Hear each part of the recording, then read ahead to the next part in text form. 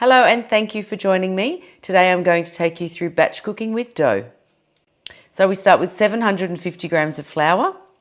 Then I'm going to add 3 teaspoons of yeast, 3 teaspoons of bread improver and 3 teaspoons of salt.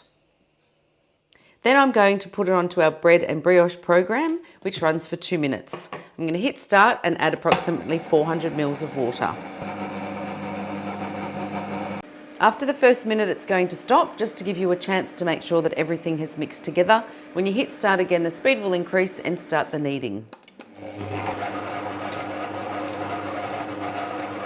Now that my dough is perfectly kneaded, I'm going to pop it back into the Cook Expert, pop it in for 1 hour at 35 degrees to prove my bread. Now that our dough has proved, we're ready to break it up to make baguettes, pizza bases and scrolls.